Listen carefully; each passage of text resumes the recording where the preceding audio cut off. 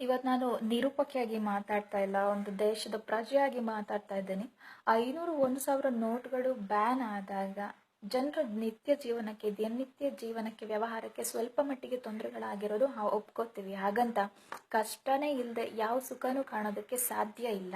ಹಾಗಂತ ಇದೇ ವಿಷಯವನ್ನು ತಗೊಂಡು ಬಂದ್ಗೆ ಕರೆ ಕೊಟ್ಟಿರೋದು ಎಷ್ಟರ ಮಟ್ಟಿಗೆ ಸರಿ ಅಂತ ಯೋಚನೆ ಮಾಡಬೇಕು. ಹಾಗೊಂದು ವೇಳೆ ಈ ಬಂದ್ನ ಉದ್ದೇಶ ಸರಿಯಾಗಿದ್ರೆ ಇವತ್ತು ನಾವು ಖುಷಿ ಪಡಬೇಕು. ಯಾಕಂತ ಹೇಳಿದ್ರೆ ನಮ್ಮ ದೇಶದಲ್ಲಿ ಬಡ ಜನರು ಇಲ್ಲ, ಬಡತನ ಇಲ್ಲ. ಎಲ್ಲರೂ ಕೂಡ 500 1,000ದಿಂದನೇ ಅವರು ದಿನನಿತ್ಯ ಜೀವನವನ್ನ ನಡೆಸ್ತಿದ್ದಾರೆ ಅಂದ್ರೆ ಬಡತನ ಎಲ್ಲಿದೆ ಹೇಳಿ?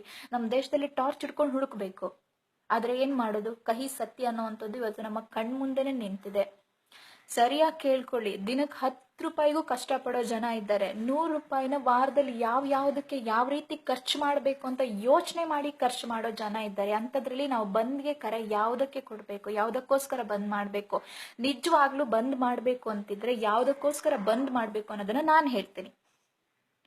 ರೋಡ್ ಸೈಡ್ ತೊಟ್ಟಿನಲ್ಲಿ ಬಿದ್ದಿರೋ ಹಳಸಲ್ ಅನ್ನನ್ನ ನಮ್ಮ ಪ್ಲೇಟಲ್ಲಿ ಬಿದ್ದಿರೋ ಭ್ರಷ್ಟಾನ್ನ ಅಂತ ಹೇಳಿ ತಿನ್ನೋ ಜನ ಇದ್ದಾರಲ್ವಾ, ಬಡ ಜನ ಇದ್ದಾರಲ್ವಾ, ಅದು ಬಂದಾಗಬೇಕು.